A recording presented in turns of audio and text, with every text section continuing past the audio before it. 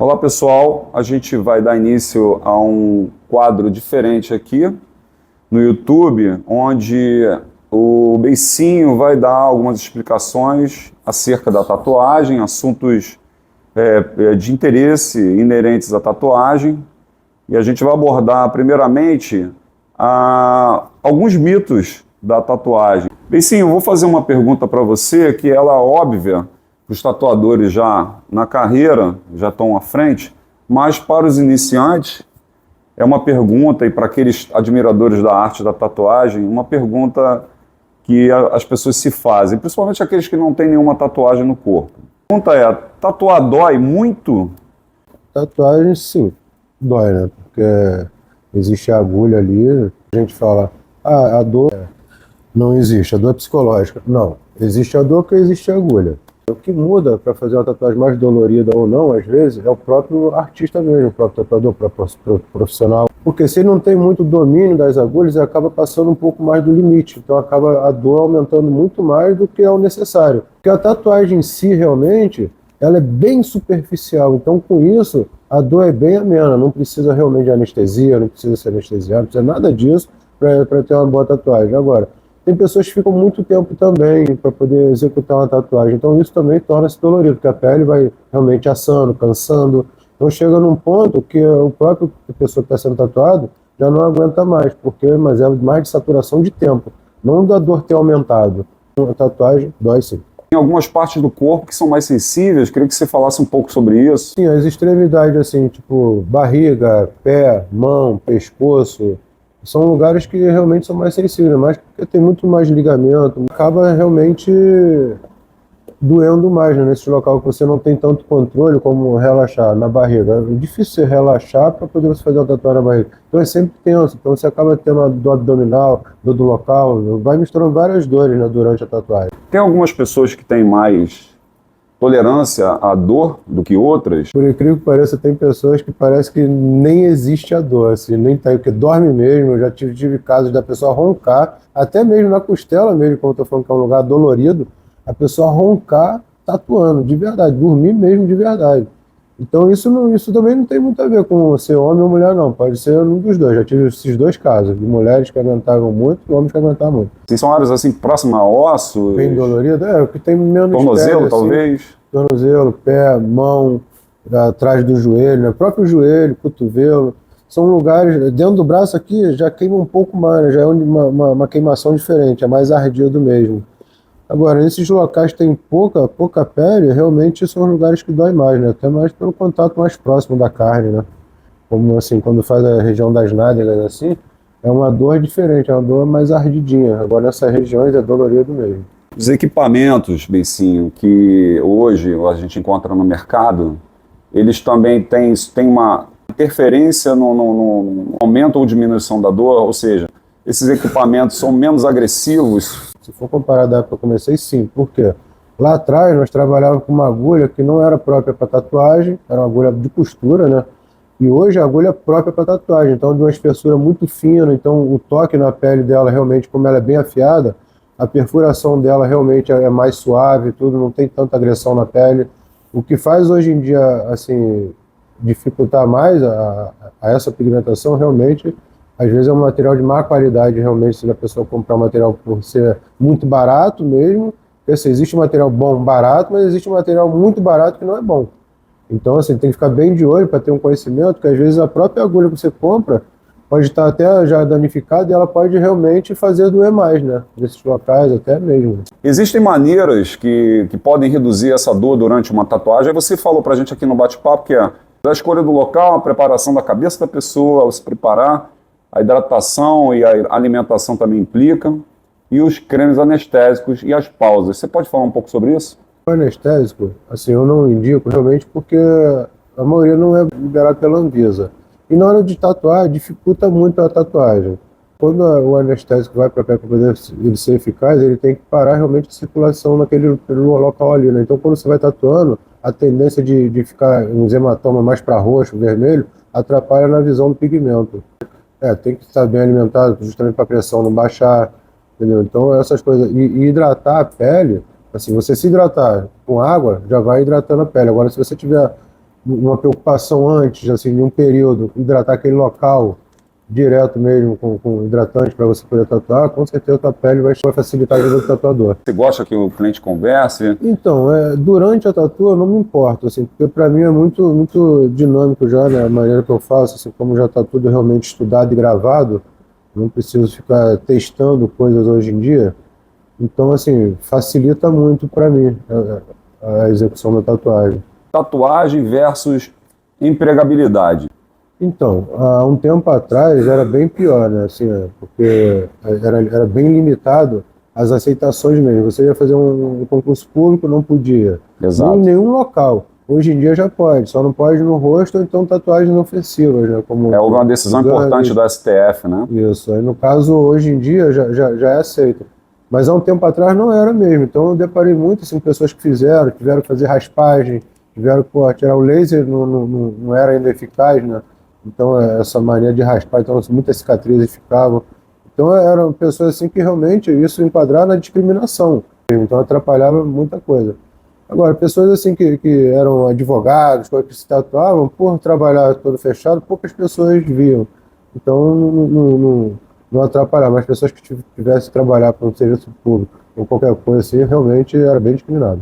Mestre, uma pessoa que ama a tatuagem, sabe que o ambiente de trabalho dela ela pode ser discriminada, qual o teu conselho? O meu conselho para ela é que ela não deixe de realizar o sonho dela, que ela realmente faça a tatuagem, mas faça num lugar discreto, um lugar que ela possa cobrir com a roupa adequada e ver quais são também as regras do trabalho dela, né? Para saber se ela não está infringindo nenhuma regra da empresa. O mito da toxicidade das tintas. As tintas de tatuagem são tóxicas ou causam problemas de saúde a longo prazo? Os estudos agora que está tendo na Europa, onde já foi até alguns países já nem podem mais usar alguns pigmentos coloridos, estão dizendo que sim. Mas não há nenhum fato comprovado que já houve nenhuma alergia ou câncer. Já houve irritações. Como assim, às vezes você pega um pigmento que tem o mesmo CI de outra empresa, tudo, aí só por você ter mudado de empresa, o pigmento já vem diferente. Aí às vezes pode ser que o pigmento tenha contaminado, tudo por você não ter realmente o respaldo de uma fiscalização na Anvisa, tudo nesses produtos. Então, esse produto é vendido a nível cosmético para outras empresas sem ter realmente uma fiscalização. Então, às vezes, o próprio fabricante paga por um erro realmente do próprio revendedor, né? A tinta em si, por ser tão pouca quantidade embaixo da pele, ela não causa nenhum tipo de reação e nem câncer, justamente porque não tampa nenhum tipo de poro, não faz nada disso, como todo mundo fala, e a quantidade que é mínima. Para chegar ao ponto de dar alguma reação, teria que ser uma quantidade muito maior. Então, nem você tatuando o corpo todo, chega a essa quantidade. Para vocês terem mais atenção, é só ficar de olho mais nas tintas mesmo, vermelha, burgundy, roxo, magenta. São cores que são mais fortes, né, que precisam de mais concentração de pigmento. Então pode ser que seja que dá mais alergia ou uma irritaçãozinha. Mestre, quais são os cuidados que o tatuador e o cliente precisam ter em relação às tintas? O tatuador, a preocupação dele realmente é para ele não ter contaminação cruzada com o pigmento, porque como é ele que vai manusear a tinta, é ele que vai, então ele tem que ter toda a preocupação de nunca o bico encostar aonde ele vai botar no reservatório, nunca ele pegar com a luva, acabar de tatuar, pegar no tubo, jamais ele contaminar uma tinta, pegar resto de tinta e botar dentro do pote. Então essa contaminação cruzada é que o tatuador tem que se preocupar. E o cliente, conforme foi a fabricação do pigmento, né? Se realmente está dentro da Anvisa, senão é preocupante. Está dentro da validade, porque a tinta aqui no Brasil só tem 3 meses depois de aberta, de validade. Então a pessoa tem que ver. Coisa a respeito do cuidado pós-tatuagem, não só da tinta, mas pós-tatuagem. Então, no meu caso, assim, lá atrás, quando eu comecei, eu ouvia dizer muita gente falando, põe nebacetim, põe diprogenta, põe não sei o quê. E a gente, assim, como a gente não tem Bepantol, como a gente não tem, assim, muita cultura, assim, da medicina, então a gente acabava indo pela onda, tudo. Mas eu tive um problema com um cliente onde a pomada tinha clorofinicol e ele teve uma irritação. E aquela culpa passou a ser do tatuador, porque eu não sou médico, estou usando o uso indevido da medicina. Então, o que eu passei a fazer? Não indicar nada, porque nada não é contraindicação, nada não vai dar nada, nada não dá errado. Então, quando eu passei a fazer isso, acabou que minhas tatuagens começaram a cicatrizar mais rápido, porque não tinha um contato, porque às vezes você indica uma pomada, a pessoa está ali contando o dinheiro, está ressecado. Pegou na pomada, já vai passar na tatuagem. aquela contaminação ali não vai contar, só vai contar o tatuador fazendo a tatuagem lá atrás. Vai ser 3 dias depois, contaminou, a culpa é do tatuador.